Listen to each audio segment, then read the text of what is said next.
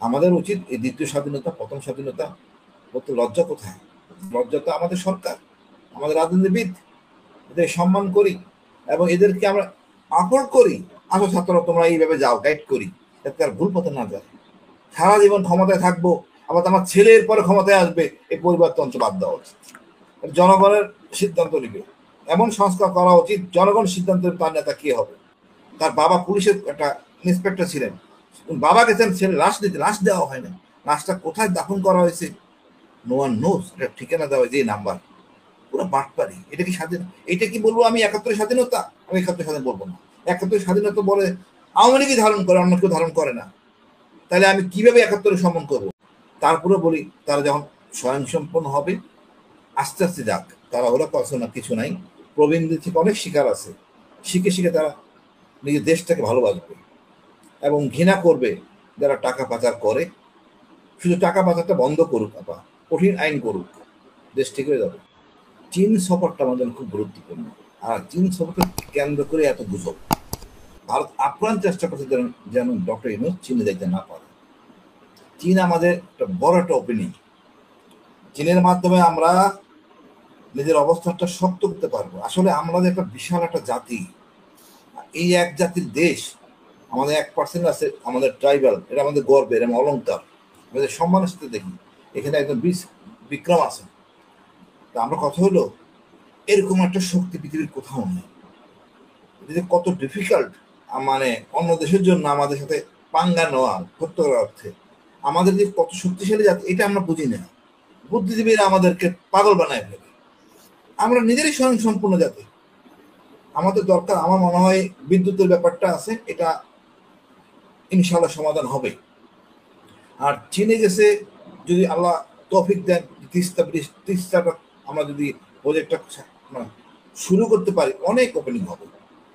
আরো অনেক সেক্টর আছে আপা, এটা যে আমরা পর্যটন ডেভেলপমেন্ট করে আমরা অনেক কিছু করতে পারি। চীন আমাদেরকে নিঃশর্তে আমাদেরকে সাহায্য করবে, আমার সেটাই আমাদের কাম্য। এবং চীন আমাদের সাথে থাকলে, পাকিস্তান বললো তো আমি আবার রাজাকার হয়ে যাবো, কিছু বলার নেই। বাট পাকিস্তানের কাছে অনেক পাওনা আমাদের। আমরা ৭.৫ কোটি লোক, ৫.৫ কোটি লোক, বন্ধুত্ব ভালোবাসার মাধ্যমে অনেক কিছু পেতে পারি। এখন আমাদের পাকিস্তান শত্রু না, এটা মানুষের ভুল ধারণা। পাকিস্তান আমাদের এখন অনেক কাছের বন্ধু। আমাদের একমাত্র শত্রু হলো ইন্ডিয়া, ২ নম্বর শত্রু হলো মায়ানমার। কিন্তু সেই ইন্ডিয়াতে তো উনি যেতে চাইছিলেন, ওনার প্রেস সেক্রেটারি গতকালকে হিন্দু পত্রিকায় বলেছে যে এর আগে উনি ইন্ডিয়ায় যেতে চাইছেন। আবার বিমস্টেকে উনি আবার ইন্ডিয়ার সাথে, মোদির সাথে দেখা করতে চান, কিন্তু বারবার রিফিউজ হচ্ছেন। তারপর দেখা এটা হলো রাজনৈতিক কৌশল, এটা রাজনৈতিক কৌশল। আমাদের অবস্থান থেকে ডক্টর ইউনূস জানে কেমন খেলতে হয়। আমরা সেনাবাহিনীর লোকরা জানে, আমাদের রাজনীতিবিদরা একটু নত জানো, আত্মবিশ্বাসের অভাব। আজকে শহীদদের মর্যাদা ৭১ দিনে বেড়েই আজকে আমাদের এতদিন অপেক্ষা করতে হয়েছে। একটা লোক জীবন দেবে যার জন্য আমরা স্বাধীনতা পাইলাম, তার নাম জানি না, কত বড় লজ্জা।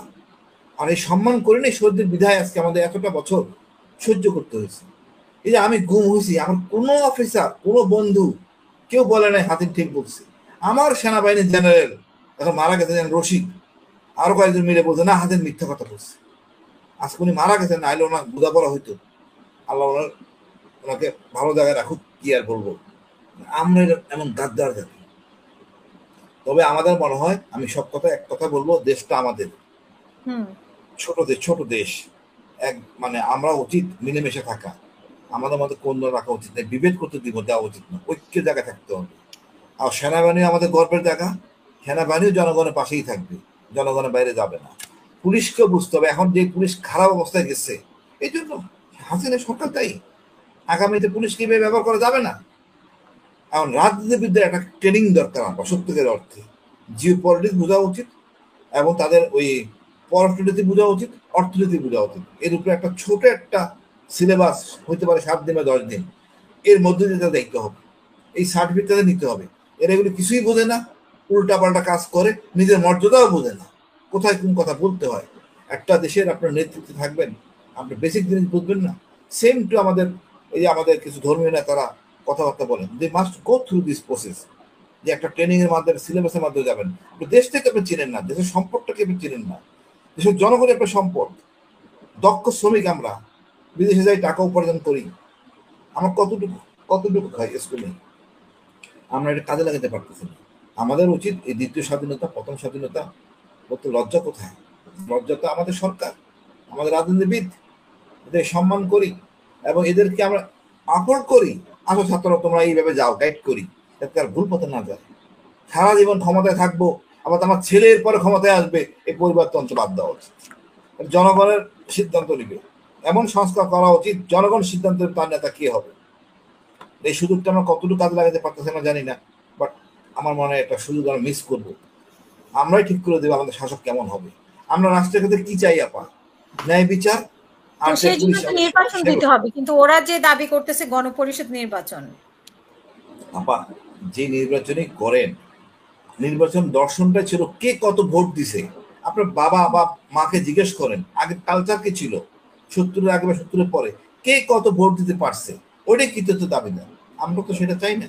নিজের ভোট আমি নিজে দিব, যারা খুশি তারে দিব। এই জন্য ওই পরিবেশটা সৃষ্টি করে দিতে হবে, ওই পরিবেশটা সৃষ্টি করতে হবে। অর্থাৎ একদিনে কেন নির্বাচন হবে পুরো দেশের, এত কোটি লোকের দেশ? 3 দিনে হবে নির্বাচন, 1 মাস বসে হবে। নির্বাচন তো 3 দিনে হোক আর একদিনে হোক, নির্বাচন তো দিতে হবে। আপনার তো নির্বাচনের কথা নির্বাচন দিবে, অবশ্যই দিতে বাধ্য। নির্বাচন তারা তো এটা হবে না, নির্বাচন থেকে অবশ্যই দিতে হবে। রাজনীতিবিদরা এক হোক, ডক্টর ইউনূসের সাথে কথা বলে সিদ্ধান্তে আসুক। তারাই তো সন্দিহানের মধ্যে আছে যে পুরা নির্বাচন করতে যাচ্ছেন না, যেটা স্বার্থে পড়ে, যেটা স্বার্থে লাগে সেটা করেন না। আমরা নির্বাচিত হয়ে করবো কেন, এখন করলে অসুবিধা কোথায়? সমস্যা ওনাদের। এই সমস্যা ডক্টর ইউনূসের সাথে বসে, প্রধানমন্ত্রীর সাথে বসে সমাধান করতেই পারেন। অথবা আমরা সুন্দর ইউটিউব, এখন তো ডিজিটাল সিস্টেম, হা না কয়ে একেবারে 12টা বাজে দেওয়া যায়, এতে বিব্রত হবে। আমরা চাই সংস্কার, আমরা এইভাবে শাসিত হতে চাই না। পুলিশ আমাদের শাসন করুক, আর সংস্কার অনির্দিষ্টকাল পর্যন্ত হোক, সেটাতে কোনো সমস্যা নেই। আবার সরকার, তার সরকারের দোষ আছে, কারা সরকারের আজকে কেউ ক্ষতিগ্রস্ত আছে সরকারের মধ্যে বলেন তো? আপনি জেলে ছিলেন কিছুদিন, ওই আপনার অধিকারের বড়াই, কিন্তু অন্য তো কেউ ছিলেন না, এটা তো কোনো ক্ষতিগ্রস্ত হলো না। আপনি কি এখন পর্যন্ত করছেন জঙ্গির নাটকের বিচার বা একটা কমিশন? এই লোকগুলো জেলে এখনো আছে, ভুয়া মামলায় জঙ্গি নাটক করা হয়েছে। কতটা নির্মম হতে পারে আপনি অবাক হয়ে যাবেন। আমাদের এক মেজর জাহিদ ভাবিকে যা করা হয়েছে, স্বামী মেজর 2টা স্টাফ কলেজ কোয়ালিফাই, তার লাশটা সে দেখতে পারে নাই। তার বাবা পুলিশের একটা ইন্সপেক্টর ছিলেন, বাবা গেছেন ছেলে লাশ দিতে, লাশ দেওয়া হয় না। লাশটা কোথায় দাফন করা হয়েছে নো ওয়ান নোজ, এটা ঠিকানা দেওয়া যে নাম্বার, পুরো বাটপারি। এটা কি স্বাধীন? এটা কি বলবো আমি 71 স্বাধীনতা? আমি 71 স্বাধীন বলবো না। 71 স্বাধীনতা বলে আওয়ামী লীগই ধারণ করে, অন্য কেউ ধারণ করে না। তাহলে আমি কিভাবে 71 সম্মান করব? অবশ্যই সম্মান করব। আমাদের হাজার লক্ষাধিক মানুষ মারা গেছে, তাই সম্মান করি। মানচিত্র পাইছি, ভৌগোলিক কাঠামো পাইছি, গল্পের সহিত বাংলাদেশ বলি, কোনো সন্দেহ নাই। ওই লোকগুলির জন্য আমরা ওই লোকগুলির জন্য কিছু করি নাই। আজকে সকালে দিন শুরু হলে আপা বাজার করতে যাই, মাছ কিনি, চাল কিনি, ডাল কিনি, এই কৃষকদের কথা কেউ বলে না? এর প্রতিনিধি আছে সংসদে। অন্যান্য দেশে দেখেন কৃষকের সম্মান মর্যাদা, তাদের সাথে সরাসরি কথা বলে। আমরা তো কৃষকের কথা কি বলবো, আমরা তো পায়ে হেঁটে চলি না। কৃষক দল আছে, কৃষক লীগ আছে, আমরা গাড়িতে চলি, বাদর গাড়ি চালায়। এইটা তো হলো না পাটপারি। এই আসলে সত্যিকার অর্থে কৃষকের সমস্যা। অন্য দলকে লুটেরা বলছি, আমরা অন্য দলকে লুটেরা বলছি, কিন্তু নিজেরা আবার মানে কিসের মাধ্যমে এত গাড়ি পাচ্ছি, হেলিকপ্টারে চড়ছি, সেটা কিন্তু আমরা আবার বলছি না। তো সেটাকে আপনি কি বলবেন? আপা, আমি তাও বলবো, এই দেশে যারা রাজনৈতিক দল প্রতিষ্ঠিত করছেন তারা রাষ্ট্রীয় সুবিধা নিয়ে আলোচনা করতে হয়েছে। ছাত্রদের অন্তত আমি এটা সুক্রিয়া করি, ভারত থেকে টাকা নেয় নাই। এই জায়গায় তো ঠিক আছে, ভারত থেকে টাকা নিয়ে তো রাজনীতি করতেছেন না। কিন্তু এই গাড়ির লোকজনকে আনতে হবে, খাওয়াইতে হবে, অনুষ্ঠান করতে হবে, কারণ না কাউকে ডোনেট করতে হবে। এটা বাস্তবতা, এটা বাস্তবতা।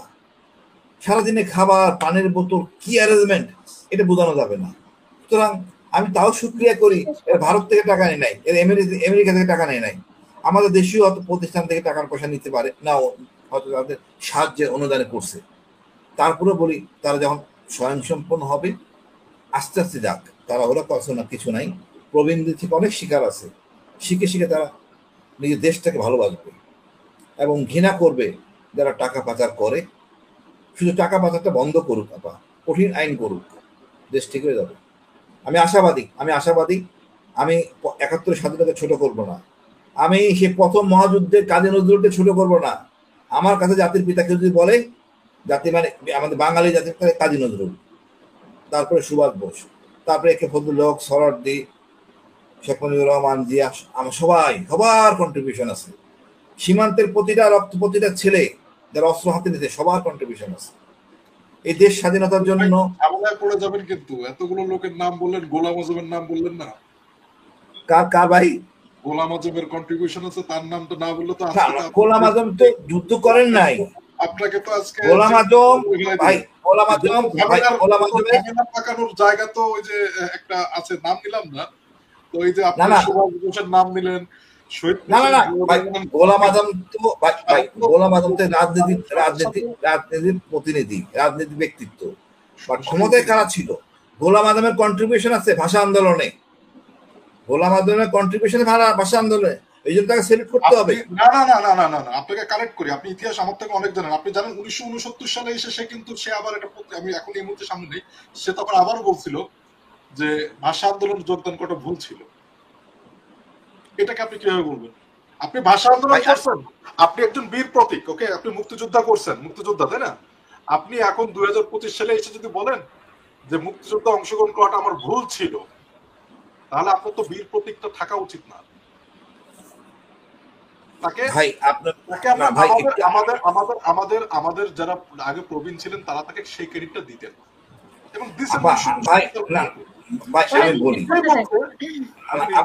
আমি বলি ভাই, আমার একটু ভুল হয়েছে। আমি কিন্তু বীর প্রতীক স্বাধীনতার পরে পার্বত্য চট্টগ্রামের জন্য, আমার বয়স মাত্র 62। আমি কিন্তু 71কে ছোট করি না, আমি 71কে ছোট করি না, ওই বীর যোদ্ধাদের ছোট করি না, তাদেরকে আমি সম্মান হিসেবে মাথায় রাখি। আমি ছোট করি ওই সকল রাজনীতিবিদ যারা ভারতে ছিলেন, 7 দফা চুক্তি করতেন স্বাধীনতার বিরুদ্ধে, তাদেরকে আমি ছোট করবো। তারা আমাদের দেশটাকে বিক্রি করে দিয়েছেন স্বাধীনতা শুরু হওয়ার আগে, মানে প্রাপ্তির আগে। আমি কিন্তু গোলাম আজমের কথা বলতেছি না এই কারণে, উনি ভাষা আন্দোলনের জন্য ভাষা আন্দোলনে যোগদান করা তার ভুল ছিল, তখন তাকে আপনি নিজে কেন শোনেন? আমি যখন নিজে বলতেছি আমি ভালো না, আপনি আমাকে ভালো বানানোর চেষ্টা করতেছেন। না না না, ওনার যেহেতু ভাই আমি ওনার সাথে পার্সোনালি কথা বলছি, ওনাকে আমি বলছি, না না আমি ওনাকে বলছি ভাই আপনি কেন ভাই আমি কেন 71 যুদ্ধ করলেন না, উনি আমাকে পরিষ্কার বলছেন আমরা যে যাই দলের নেতৃত্ব করি না কেন, কিন্তু আমরা শেখ মুজিবুর রহমানকে মানতাম, উনি কথা বলতে পারতেন, উনি কোনো সিদ্ধান্ত দেন নাই। ওনার প্রিয় ছিল মানে সামাদ সাহেব, তাকে উনি 2বার টেলিফোন করছেন, উনি বলছেন কোনো সিদ্ধান্ত দেয় নাই। তো কোনো সিদ্ধান্ত না পাইলে আমি এই জিয়াউর রহমানের কথায় আমি কিভাবে বিদ্রোহ করি? আমরা চেষ্টা করছি পাকিস্তানের সাথে যেন শেখ মুজিবুর রহমানকে মুক্তি দেয় এবং আমাদের সার্বভৌমত্ব যেন ঠিক থাকে, পাকিস্তানের সার্বভৌমত্ব। এটা ওনার বক্তব্য। অনেক ধন্যবাদ হাসিনুর ভাই। উনি বলছেন আমি বই লিখছি, আমি কি আপনার নাম শুনলে তো বই কেউ পড়বে না, এটা আমার ভুল হয়েছে, উনি স্বীকার করছেন। আমি গোলাম ছেলে আজমি স্যার ওখানে ছিলেন আমার সামনে, আমি কিন্তু কাউকে ছোট করতেছি না।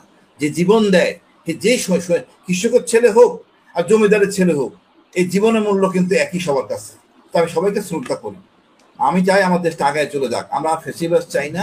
এই দোষরদের বিচার হওয়া উচিত, আপনি যেটা বলছেন, দোষরদের বিচার আইন করা উচিত এবং দণ্ডিত লোকদেরকে আর কখনো যেন নির্বাচন আসতে না পারে তাও করা উচিত। সবাইকে নিয়ে একসাথে থাকবো ঐক্যের সাথে ভাই। ধন্যবাদ।